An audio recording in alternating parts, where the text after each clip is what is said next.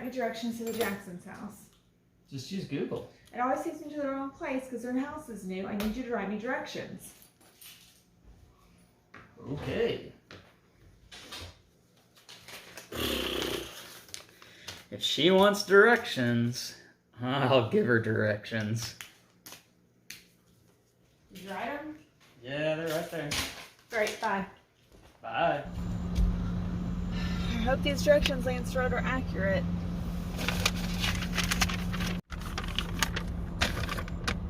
What is this? What? This is useless. Hey there, I have Cartographers, a role-player tale, on the table here. Cartographers is a flip and write game in which you are going to be turning over these terrain cards and drawing a certain Tetris-like shape onto your map of particular different terrains. Let me show you how this game works in more detail. First, I'll show you that in my particular copy, I have laminated map sheets, and I use different colors of dry erase markers to just give the game a little bit more of a artistic flavor to it. The game itself comes with paper sheets here, a big stack of them, and these sheets are two-sided. You have a canyon space that you are not able to use and you have to work around right there in the middle, but the basic map looks something sort of like that, and the game does give you some pencils to use. For setup, you are going to arrange these 4 letter cards, A, B, C, D, in order at the top of the playing area, and you're going to separate these goal cards based on the different colors on the back. There are 4 different types. You'll shuffle these and randomly pick one for each pile, and these different goal cards are what are going to determine the ways to get points throughout the course of the game in building your map. Now, the green pile always has something to do with trees or forest spaces. So for instance, this one here says earn 1 reputation star for each forest space adjacent to the edge of the map. That's pretty simple. And reputation stars are victory points. Whoever has the most at the end is the winner. So you would get 1 point for every forest green space that touches the edge of the map.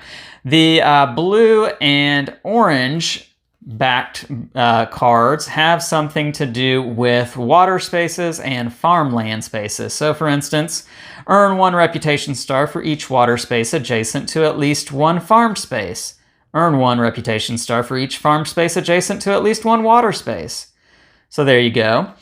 The cards with the red backing have something to do with village spaces, where you can have homes. That's the red village spaces. So for instance, this one says earn 2 reputation stars for each village space in the second largest cluster of village spaces. So you want to build a big one and a not so much bigger one, but you would get 2 spaces for each one there. And then lastly, the last kind of goal card that has the arrow on the back generally has something to do with the amount of coverage that you cover in your map or what you leave open. For instance, this one says earn 3 reputation stars for each space along one edge of the largest square of filled spaces. So there you have it. Once you have those set up, you would shuffle your terrain cards that come in all different Tetris-like shapes of different sizes, as well as different terrain types. In this deck, there are also these Temple Ruins cards.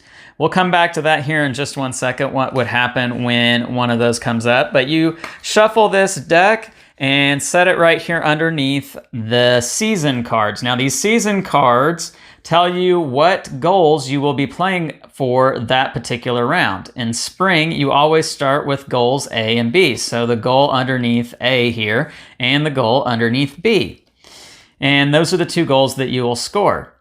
Spring lasts a total of 8 time, and time is determined by what are on these cards. So for instance, this particular Marshlands card costs 2 time, and all players would draw this shape anywhere on their board, so long as it doesn't overlap any previous shapes that have already been drawn or go off the edge of the board. And they would pick one of these two colors, green or blue, forests or wetlands. And you would put this card right here so everybody knows that there is 2 time that has been used. And so I might choose green, and I am not left-handed, so this is not going to go well, but I would draw a green shape like so on my board. Ew, that's ugly. But you guys get the idea, and I might color this all in to indicate that it is green. The green forest space. Now, obviously, if I were really playing, I would not draw it there. I would want to follow this goal right here and put it on the edge of my map. If I totally surround one of these mountain spaces, you can see that there are mountains there, and by surround, I mean the west, east, north, and south adjacent spots, then I will gain a coin. And I keep track of coins right down here on this bottom scale right here. I would fill in the leftmost coin. And at the end of each round, I would gain victory points for however many coins I have filled in. There are ambush cards that are going to be shuffled in 1 card at a time for each round. You won't know which one it is. You have the same backing on these as you do on the regular cards, and you pick one of these at random and shuffle it into the deck. And one of these ambush cards come up, you are going to pass your map to the player next to you that follows this arrow. So in this case, it would be clockwise. And your opponent would draw this shape anywhere they want to on your map. And so a 2x1 with a space in between and another 2x1. And that essentially is a way to ruin your map, mess with your plans, and also what these ambush cards do, they count for negative points if you don't surround the sides of them, just like with the mountains. We said on the mountains you have to cover the north, south, east, and west spaces that are touching these, because each one that you leave open is -1 point at the end of the round and every round thereafter. So these ambush cards can be really bad.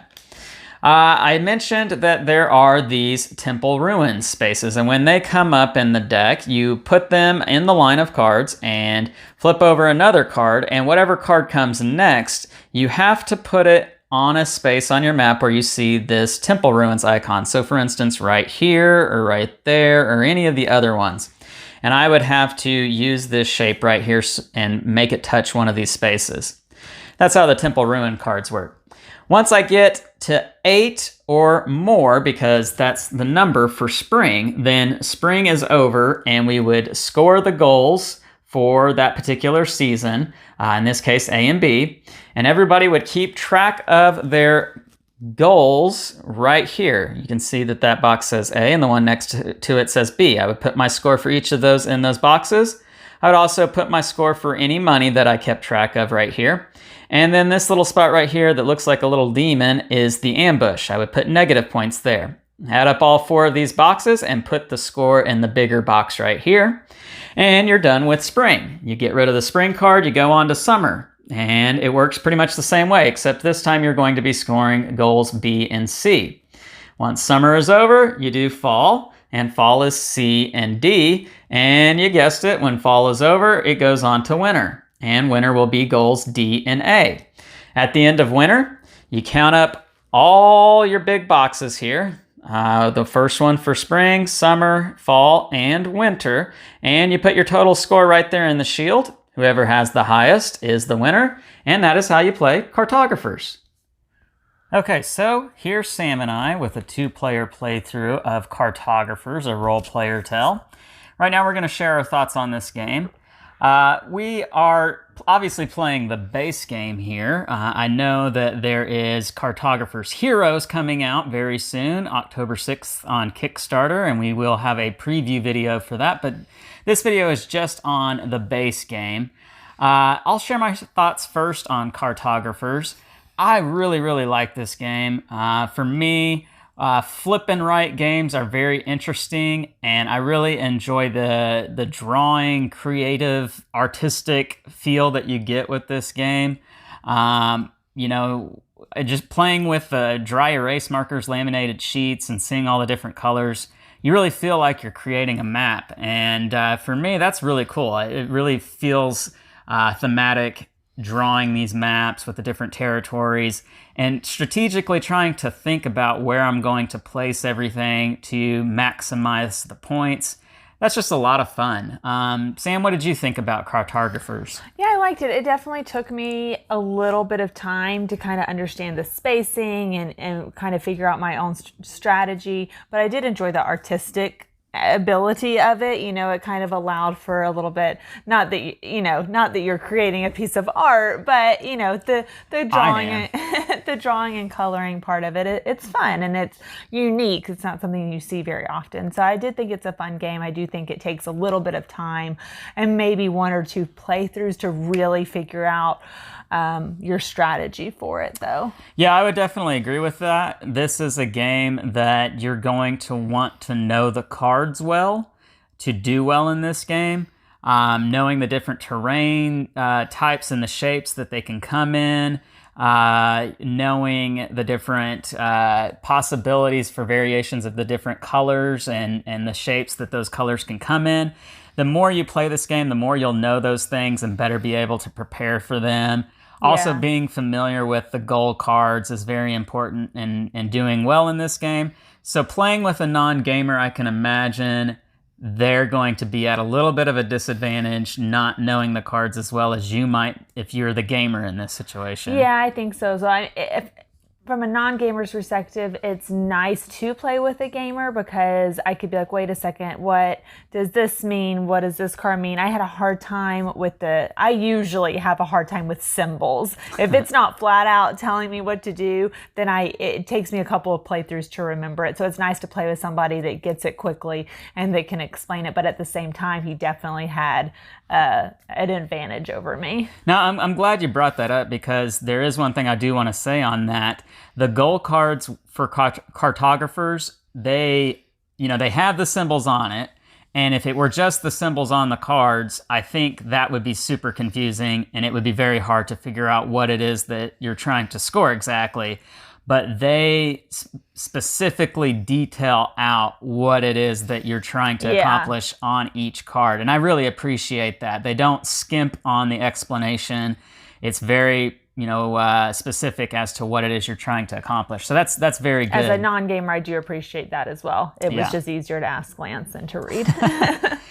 Now, Sam, I do have a question for you. Is this game at all too random for you in the sense that you have no real control over when the cards are going to be coming out and the order that they come out in and those ambushes? Is it too random, do you feel like? I don't know. I don't think so. I mean, there's definitely a random aspect to it, but it's something you can live with. Yeah, for sure. I think that may be the biggest knock from a gamer standpoint against cartographers is just the randomness of shuffling the cards and not truly being able to prepare for what can come up. I think that may be what most people would say is their knock against cartographers.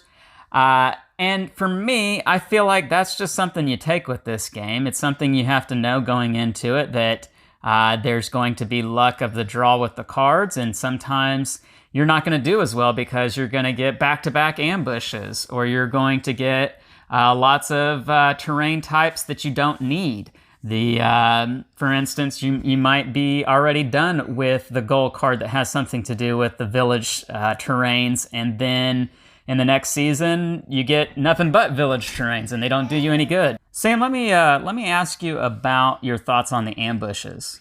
I mean, it was frustrating. I could do without it, but you need something like that in this game. I did not like handing my board over to you for you to ruin it. Yeah. And then I do think it took me, a whole playthrough to really kind of understand what my goal was after the ambush, you know, how I need to defeat it. Right. Surround and it. I did lose a lot of points from that. So it made me want to play it again.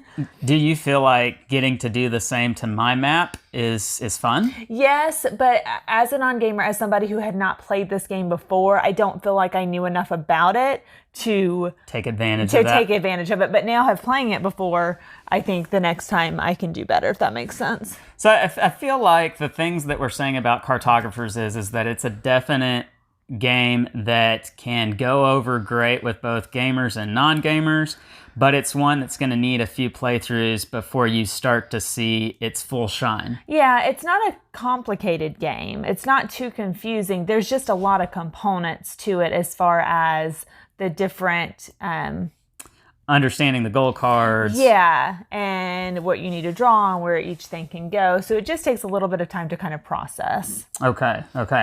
Let's get into our ratings on this game. Sam, 1 to 10, love to hate. What do you give this game? I think it's 7.9. Wow, okay, so that's pretty high.